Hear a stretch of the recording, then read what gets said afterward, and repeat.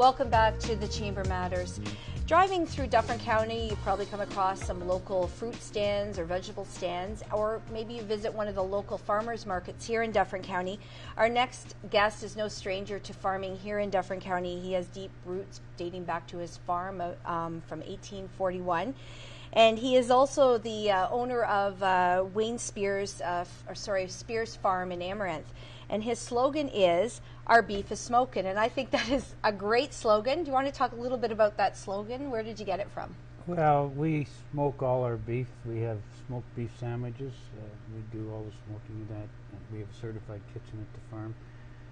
And I don't know, I just woke up one night and thought that maybe we're going to get this. We bought a trailer and we're going to get it all lettered up there in Orangeville at Signs Needs, and I thought that was catchy, and it has been very catchy. We've promoted that. Our beef is very popular, very popular. Now, before you came on the show as a guest, we were talking about the equine industry, and we've been talking about some of the other niche markets out there, the niche agriculture markets. Cattle farming, we were saying now we're starting to see a lot of horse farms, but there still are the cattle farmers there, and obviously that's something you do. Talk a little bit about your business.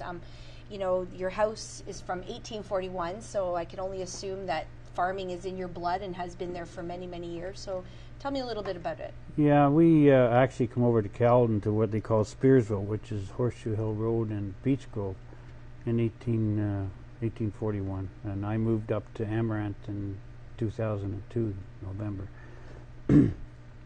We've cut away back in the cattle. We have around 100 at the moment. And it's been a tough go.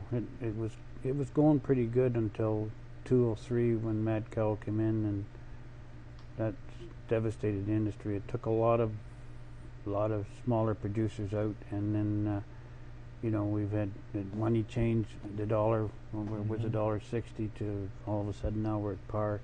It sorted a lot of things out. That's why we got into the business we're getting in. That's you have more control over your pricing, and that. I don't know if that answers your question, Reid. Well, I think it also illustrates part of the change that's going on in agriculture, because in the past, traditional beef farmers would never have thought of actually adding value to the final product. What they were doing is simply moving the heads out and bringing in new ones. And I think what Wayne is demonstrating, again, is this change in agriculture where people are looking for ways to add value and increase the market share for their commodity. And we need to encourage more of our farmers to do that kind of activity. Now, we actually have a story that we're going to show from Gerry Reid, who was a former cattle farmer, and now he's changed over what he does to cash cropping. Let's take a look at that story now. We don't have any cattle anymore. That's something that kind of went out in 2003. It's pretty hard to make a living out of cattle and one thing and another with the restrictions. Any of the livestock industry in Canada is suffering, or has suffered, and so we're pretty well cash crop now. We grow potatoes, beans, wheat, white beans, corn, and soybeans. The preparations start on January 1 and they end on December 31st. That's about the way it is. We start marketing crop and planning for what we're going to plant the next year. Early in the year, your crop inputs and one thing and another. And like I say, you're marketing it and looking after what your crop rotation is going to be. Have to get the inputs like the seed and the fertilizer and one thing and another all booked so you know where you're going, and the equipment's got to be fixed through the winter and one thing and another so it's ready to go. So it's really a 365 days a year and whatever you can scavenge out of that for yourself, really. Every year's different, and you got to be an eternal optimist, I guess. Certainly this year's dry. It's dry right through the states. Looking at some of the weather maps that we see, why it's drier than it's ever been, really. 1936 was a dry one, 32. '88, I guess, was the most recent dry one, and when you look at the actual map and what's really in drought conditions, we're in bigger trouble this year than we ever have. And I say that because the states really control our market, whether we like it or not. They're the big growers of the commodities and one thing and another. In Ontario, I've got to say we're, weather-wise, we're pretty lucky as a general rule. Not very often you get beat right out on weather. The Great Lakes play a big influence on that, and I guess our topography too, just the height of where we are. We seem to be able to pick up a shower here and there, but certainly if you get into 6 weeks dry weather sometimes, as we've seen this year, and you miss a few showers and one thing and another, you think, boy, oh boy, what are we getting into? But Mother Nature is usually pretty good to us, so I guess we hope that continues. I don't know where we go. We've got the land all chopped up into 10-acre lots and 1-acre lots and one thing and another. And as soon as people get here, they're the experts, so they try to tell us what to do, and it makes it pretty hard to farm around that. At one point in time, we farmed with probably 5 or 8 neighbors that were bordered your fence line, and now with the land that I've got, why we're trying to work with 50 different people, and they're telling you what to do and when you can spray and how you can spray, and half of them don't want you to spray. And they don't realize that if blight comes in overnight on a potato crop, you can lose it in 24 hours, and you just can't afford to do that. And so people don't realize that, and I guess there's a couple generations that have got away from the farm, and that's made it very hard to complete the whole thing. I don't think everybody is concerned about feeding the world. I think technology will feed the world. I don't think there's any doubt about that. I think, though, we have reached some plateaus. At the risk of sounding negative, and I don't want it to sound negative because you've always got to grow with a business, but at some point in time, the equipment gets too big, the land base gets too big, people don't really look after it. It just, I don't know how that can continue. And again, I think we've got to get back to some basics. So that's an interesting piece of information. He was a cattle farmer and then moved on to become a cash crop farmer. And before we saw that piece of visual, we were talking. You were telling us about how you got out of cattle, how you survived 2003. So talk a little bit about that. Like, how did you overcome that? How were you able to continue? Well, it was quite a financial drain, really. We had to sell the farm in Caledon, and I don't want to get into all those figures, but anyway, we're still around,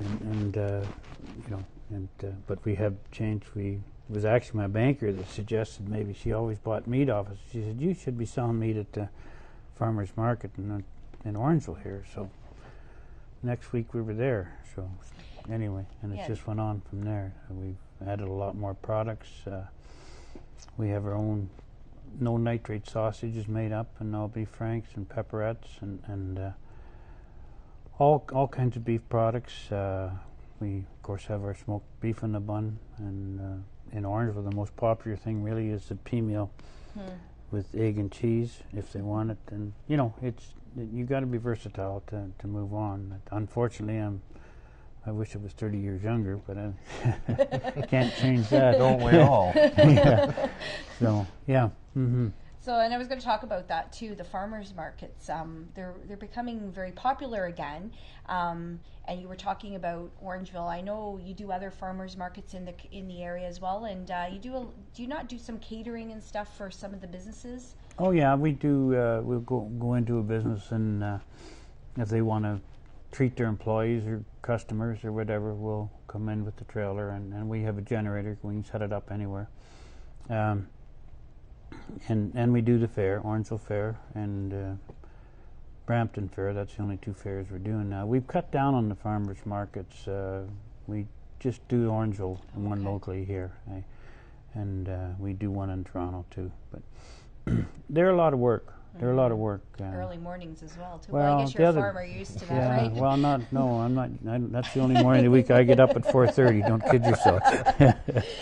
But no, really enjoy it. But they are, and you know, you really get to know your customers, and the customers get to know you, and they come out to the farm, and they're welcome anytime. All they do is phone and make an appointment, because I'm not there all the time. But yeah, so no, but it's, again, it's not for everybody either.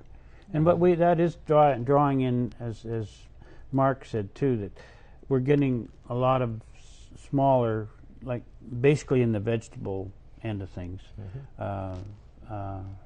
growing vegetables and bringing them to farmers markets, and that's you know, like Laurel and you know, Amaranth farmers markets and that, and Orangeville too, and that is where there is a bit of growth in the definitely not the beef industry, because it's you know, we still got the same amount of cattle around. It's just all concentrated in big feedlots, like you know, with 5,000 to 10,000 head in it, you know, and that you know, where we used to have. I was in the trucking business a long time ago, and most of our customers at that time had a couple load of cattle a year. Like, you know, they were older farmers, and you know, they'd ship 24 or 5 cattle a year. Now that's unheard of. Those guys are all gone. You know? Yeah. Well, they're dead, most of them, but they're not being replaced. Right. Yeah. Well, you know, it's interesting to hear about the different sectors and learn about the different sectors, and you talking about, you know, facing a challenge and then diversifying that challenge and changing into something else, as opposed to, you know, and the same with Gerry Reid, and just calling it quits and moving on. So obviously there's passion, and I can see that with our guests this afternoon that we've had. So I really appreciate you know, speaking with us today, Wayne, and Ron, for sticking around and talking to us about your thoughts on Dufferin.biz and where agriculture is heading, and hopefully we'll see more. Hopefully this will help and bring more agriculture into our community. That concludes this edition of the Chamber Matters. Remember that the Chamber of Commerce is here to help your business grow and prosper. And be sure to visit our website at gdacc.ca to find out about any of our events or any of our, and to learn more about our members. We want to hear from you. If you have any questions or comments about what you've seen on this show, be sure to follow us on Twitter, or engage with us on Facebook. Until next time, I'm Radina Montgomery, connecting you to the business community. Thank you.